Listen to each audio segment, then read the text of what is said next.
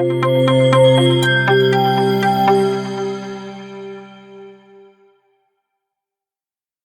nearly perfect 10 severity score just hit the Azure Resource Manager, and it's the kind of privilege escalation flaw that keeps cloud architects up at night. I'm Morgan. That's Alex. Let's break it down. We're starting with a heavy hitter today.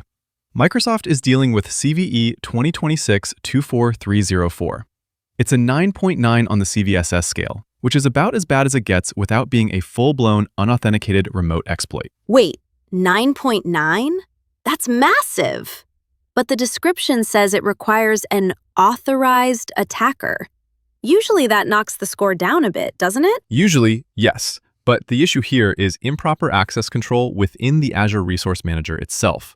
If an attacker has even a tiny foothold, think a low-privileged service account or a compromised developer credential, they can leverage this to elevate their privileges across the network. So it's a lateral movement dream.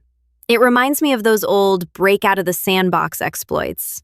You're already in the building, but now you've found the master key to every office. Exactly. Because it's at the resource manager level, you're talking about the very fabric that orchestrates Azure services. If you can escalate there, you're not just hitting one VM, you're potentially compromising the entire environment's management layer. And since it's Azure, the network in this case is the global cloud. We've seen a lot of focus on cloud identity lately. This just reinforces why least privilege isn't just a buzzword. If that initial account doesn't need to be there, it shouldn't be. Right. Now, shifting gears to the AI world, we have two critical vulnerabilities that look like mirror images of each other. We're looking at CVE 2026-0761 in MetaGPT and CVE 2026-0768 in Langflow. Both 9.8s. Let me guess. They both allow an attacker to take over the server without needing a password? Spot on. These are both code injection flaws. In MetaGPT, the problem is in a function called action output string to mapping. It doesn't properly validate user-supplied strings before passing them to Python's execution engine. And Langflow is doing something similar with its validate endpoint, right? I was reading about this. It takes a code parameter and just runs it? Essentially, it's the classic input is actually code trap. An attacker sends a specifically crafted string, and the server executes it as Python code. No authentication required. If these tools are exposed to the internet, you're essentially handing out a terminal prompt to the world. This is becoming a real pattern with these AI orchestration frameworks. It feels like the early 2000s all over again, where everyone was rushing to build web apps and forgetting that you can't trust anything a user types into a box. It really is. Developers are so focused on the agentic capabilities, letting the AI write and run code to solve problems, that they're building the exploitation vectors right into the core functionality. It's the feature versus flaw dilemma. If the whole point of MetaGPT is to generate and execute code, how do you secure that?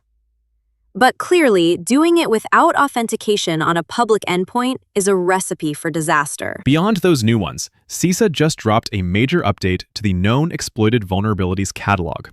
They've added 4 flaws that are being actively used in the wild right now. The one that caught my eye was the Zimbra flaw, CVE 2025-68645.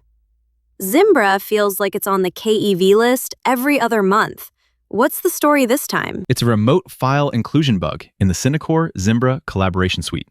It has a CVSS of 8.8. Basically, an attacker can trick the server into pulling in a malicious file from a remote location and executing it. And CISA says it's not just theoretical. People are actually using this to break into enterprise mail servers. They also mentioned bugs in Versa, the Vite front-end tool, and even the Prettier code formatter. Prettier is an interesting one. You don't usually think of a code formatter as an attack vector, but if it's part of an automated pipeline, a flaw there can poison the entire build process. That's exactly what I was thinking. It's that supply chain angle again. If you can't trust your formatter or your build tools, you're in trouble before you even deploy. Speaking of trust, did you see that story from Intruder about the AI-written honeypot? I did. It's a fascinating look at AI hallucinations, but from a security perspective. They had an AI write the code for a honeypot, a system designed to be attacked so you can study the hackers. And the AI actually introduced its own hidden vulnerabilities. Right, and the crazy part is that these weren't intentional honeypot features. They were subtle flaws in the AI-generated code that real attackers actually found and exploited. It's a perfect warning for teams who are over-relying on AI to write their security tools. It's the blind leading the blind scenario. If you use an AI to write code because you aren't an expert, you won't have the expertise to spot the security holes the AI leaves behind. It's almost poetic. A honeypot that gets hacked because the AI was too helpful in writing the code. But moving from the virtual to the physical, Pwn2Own Automotive 2026 just wrapped up. $1 million in prizes? Yeah, it was a massive event. 76 vulnerabilities disclosed over 3 days. They were hitting everything from infotainment systems to EV charger. The EV charger stuff is what gets me. We're building this massive national infrastructure, and hackers are finding dozens of ways to break into them in a single weekend. That's a lot of potential for chaos if those flaws aren't patched before they hit the streets. Exactly. It's not just about stealing a car anymore. It's about the grid. If you can compromise a network of high-speed chargers, you have a physical impact that goes way beyond data theft. And while we're on the subject of physical theft, there was that update on the ATM jackpotting case. 2 Venezuelan nationals are being deported after serving time for using malware to empty bank ATMs across the U.S. Jackpotting is such a movie crime, but it's very real. They use malware to trick the ATM into thinking it's in a test mode, and it just starts spitting out cash. It's a reminder that even the most locked-down hardware is just a computer running software that can be manipulated. Before we wrap up, a quick heads up for the iPad users out there. Microsoft confirms that Outlook for iOS is crashing and freezing on iPads due to a coding error. Not a security flaw, but definitely a productivity killer if you're trying to get through your inbox this morning. Always fun when the tools we rely on just stop. All right, priority for today. If you're running Azure, check your access controls for CVE 2026-24304.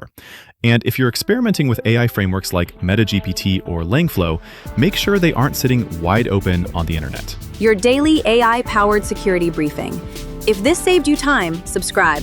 We're here every morning. Stay patched, stay paranoid.